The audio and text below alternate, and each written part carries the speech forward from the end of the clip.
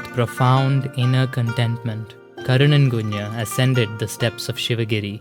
Though he never had the chance to meet Sri Narayana Guru in person, he held a deep reverence for this figure.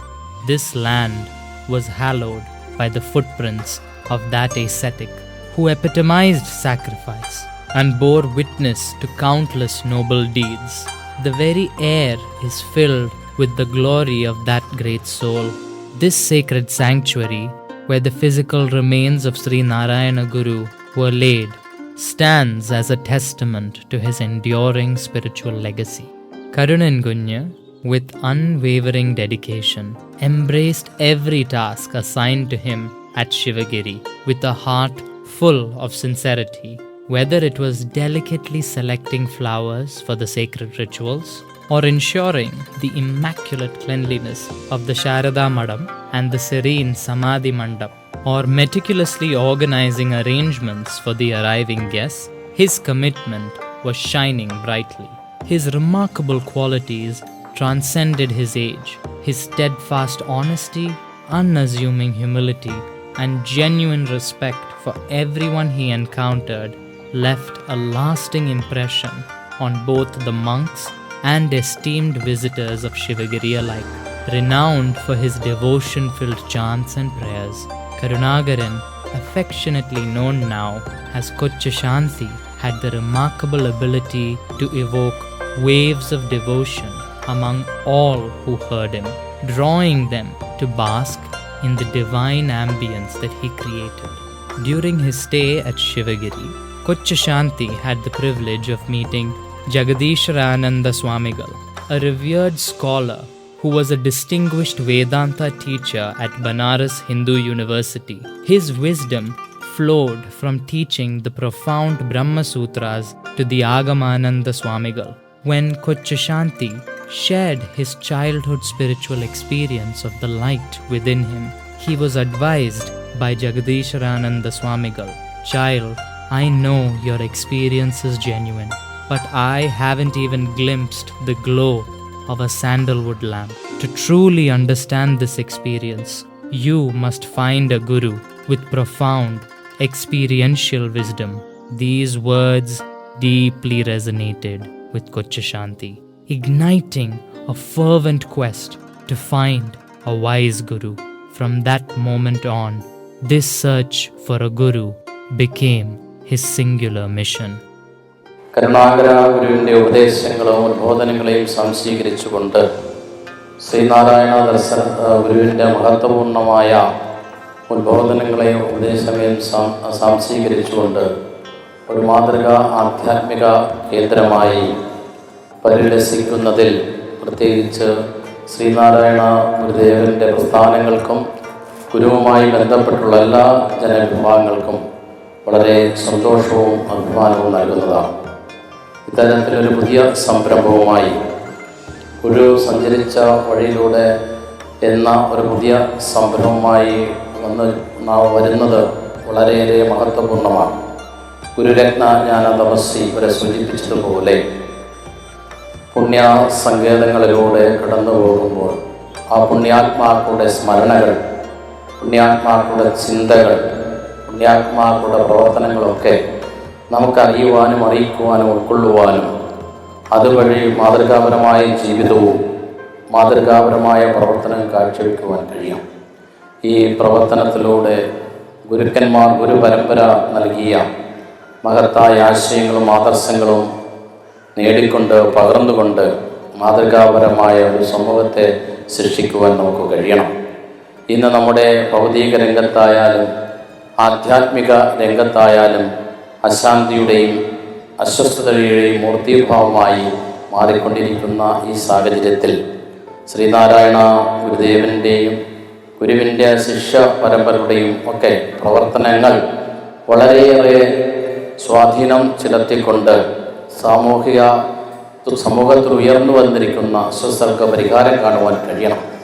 അത്തരത്തിലുള്ള ഒരു പരിഹാര മാർഗമായി ശാന്തിഗിരി എക്കാലത്തും പ്രവർത്തിച്ചിട്ടുണ്ട്.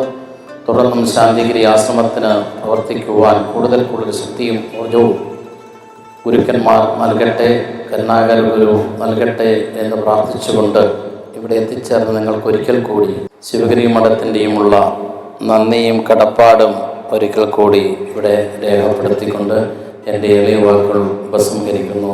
കരുണാകര ഗുരുസ്വാമികൾ യാത്ര ചെയ്ത വഴികളിലൂടെ നമ്മൾ സഞ്ചരിക്കുമ്പോൾ നമ്മളിലേക്കും ആ ഒരു ഗുരുത്വമാണ് നമ്മളിലേക്കും പകർന്നു വരുന്നത്.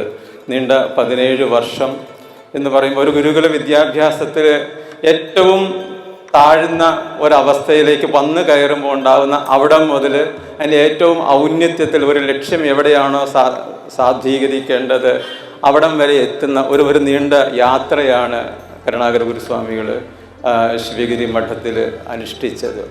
അപ്പോൾ അതുകൊണ്ട് തന്നെ ഈ യാത്ര ഗുരുവിൻ്റെ ജീവിതത്തിലേക്കുള്ള ഒരു യാത്രയാണ് എന്ന് മാത്രമല്ല, ശാന്തിഗിരി ആശ്രമത്തെ നമ്മൾ നോക്കിക്കാണുമ്പോൾ ഏറ്റവും ഗുരുവിൻ്റെ ശ്രീനാരായണ ഗുരുദേവൻ്റെ സിദ്ധാന്തങ്ങളോട് ഏറ്റവും അടുത്ത് നിൽക്കുക, അല്ലെങ്കിൽ പലപ്പോഴും പല പ്രമുഖമായിട്ടുള്ള കേന്ദ്രങ്ങളും ഗുരുവിൻ്റെ സന്ദേശങ്ങളെ കേവലം അക്കാഡമിക്കായിട്ട് പഠിക്കുമ്പോൾ അതിനെയൊക്കെ യാഥാർത്ഥ്യമാക്കുക, പ്രാവർത്തികമാക്കുക എന്ന് പറയുന്ന വലിയൊരു ദൗത്യമാണ് ശാന്തിഗിരി ആശ്രമം ഏറ്റെടുത്ത് നടപ്പാക്കിയത് എന്നുള്ളതാണ് അതിൻ്റെ ഏറ്റവും വലിയൊരു സവിശേഷത.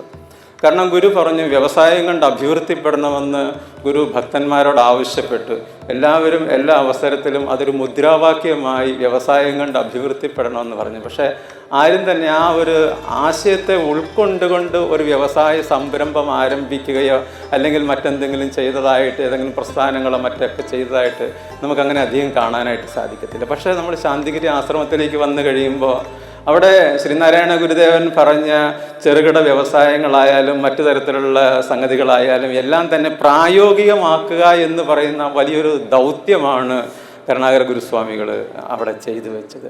അതേപോലെ തന്നെ ഈ പറഞ്ഞ വിദ്യാഭ്യാസം കൊണ്ട്, വിദ്യ കൊണ്ട് സ്വതന്ത്രരാവുക തുടങ്ങിയ ഗുരു എന്തെല്ലാം തരത്തിലുള്ള സംഗതികളാണോ, എന്തെല്ലാം ഉപദേശങ്ങളാണോ നമുക്ക് നൽകിയത്, അതിനെയൊക്കെ പ്രാവർത്തികമാക്കിക്കൊണ്ട് ജനങ്ങളെ ബോധ്യപ്പെടുത്തി ജനങ്ങളെ അതിലേക്ക് നയിക്കുക എന്ന് പറയുന്ന ഒരു പ്രായോഗികതയുടെ ആശ്രമമാണ് ശാന്തിഗിരി ആശ്രമം. അതുകൊണ്ട് തന്നെ നമ്മളെപ്പോഴും വളരെ അത്ഭുതത്തോടു കൂടിയാണ് എപ്പോഴും ആശ്രമത്തെ നമ്മൾ കണ്ടുകൊണ്ടിരിക്കുന്നത്.